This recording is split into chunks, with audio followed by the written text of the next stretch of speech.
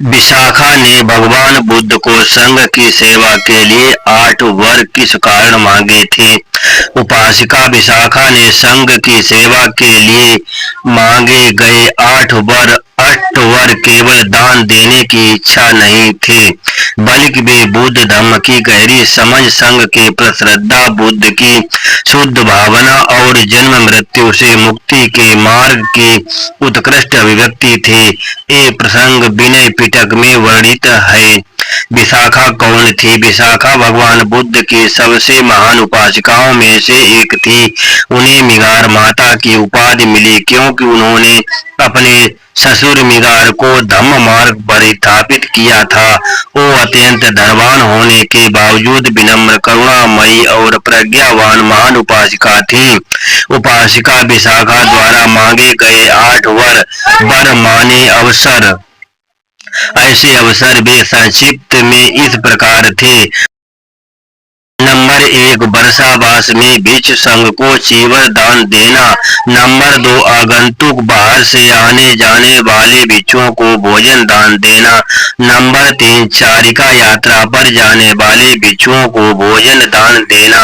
Number 4, रोगी भिक्षुओं को भोजन दान देना। नंबर 5, रोगी की सेवा करने वाले भिक्षुओं को भोजन दान देना। नंबर 6, रोगियों के लिए औषधि देना। नंबर 7, प्रतिदिन संघ को यावागु, पौष्टिक पेय, पतली खिचड़ी आदि दान करना। नंबर 8, भिक्षुणियों को स्नान वस्त्र दान करना। भगवान बुद्ध ने उपासिका विशाखा के ये 8 वर क्यों स्वीकार किए?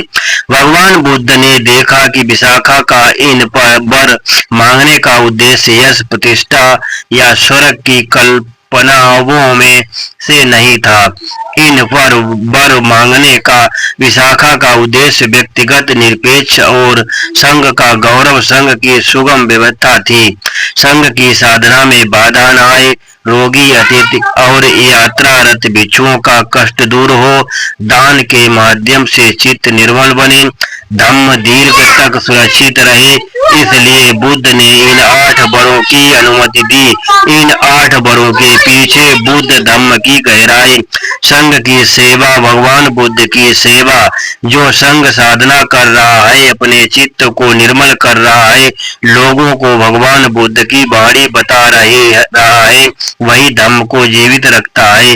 इसलिए संघ की सेवा केवल व्यक्तियों की सेवा नहीं, बल्कि एक प्रकार की धम्म की रक्षा है।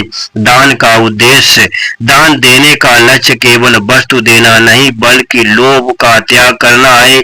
जब त्याग बढ़ता है तब मन निर्मल होता है और निर्वाण का मार्ग प्रशस्त होता है। पुण्य का वास्तविक अर्थ, पुण्य वो शक्ति है जो भविष्य में सुखद परिस्थितियां उत्पन्न करती हैं, किंतु यदि वही पुण्य प्रज्ञा से जुड़ जाए तो मुक्ति के मार्ग का सहायक बनता है। जन्म मृत्यु के संसरण में पुण्य का महत्व।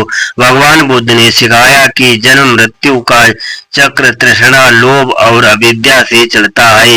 इसलिए उपासिका विशाखा का दान लोभ को घटाता है, करुणा को बढ़ाता है, श्रद्धा को दृढ़ करता है, प्रज्ञा के विकसित के लिए अनुकूल चित्त बनाता है। इस प्रकार ऐसा पुण्य केवल सुगति प्राप्ति का ही कारण नहीं, बल्कि निर्वाण के मार्ग का भी आधार बन सकता है। संघ का गौरव, यदि संघ स्वस्थ, निडर और निश्चिंत रहेगा तभी धम्म का अध्ययन होगा, धम्म का गहराई से चिंतन मनन होगा, समाज को सही मार्गदर्शन मिलेगा, बहुजन हिताय बहुजन सुखाय का कार्य चलता रहेगा और बुद्ध शासन में संघ का गौरव भी सुरक्षित रहेगा। इस प्रकार उपासिका विशाखा ने इन 8 वर को मांगकर केवल व्यक्ति की ही नहीं, इसके जरिए संपूर्ण धर्म की सेवा, संघ की व्यवहारिक व्यवस्था और संघ के गौरव की सुरक्षा की है। आज के उपासक उपासिकाओं के लिए उपासिका विशाखा के 8 वर की प्रेरणा। आज भी यदि उपासक उपासिकाएं संघ की आवश्यकताओं का अध्ययन रखें, रोगी भिक्षु भिक्षुणियों की सेवा करें, वर्षावास में सहयोग दें, धम्म शिक्षा और धम्म कार्य का समर्थन करें, उसके लिए सहयोग करें, शुद्ध श्रद्धा से दान दें, तो वे विशाखा की इन 8 वर्ग की परंपरा को आगे बढ़ा सकते हैं और ऐसा करने से वे उपासक उपासिका स्वयं का और अनगिनत मानव जाति का भी कल्याण कर सकते हैं। उपासिका विशाखा ने ये सिद्ध किया कि धन की महानता संग्रह में नहीं बल्कि धम्म और संघ की सेवा में है। उनके 8 वर हमें सिखाते हैं कि बुद्ध धम्म में दिया गया प्रत्येक शुद्ध दान केवल सामाजिक सहायता नहीं बल्कि लोभ का क्षय, करुणा का विकास, धम्म की रक्षा और जन्म मृत्यु के दुख से मुक्ति की दिशा में उठाया गया एक अमूल्य कदम है। इसलिए प्रत्येक बौद्ध उपासक उपासिका को विशाखा के जीवन से प्रेरणा लेकर श्रद्धा, प्रज्ञा और निस्वार्थ सेवा के साथ संघ का सहयोग करना चाहिए। संदर्भ विनय पिटक, डॉक्टर बाबा साहेब लिखित बुद्ध और उनका धम्म। नमो बुद्धाय। जय सम्राट अशोक महान।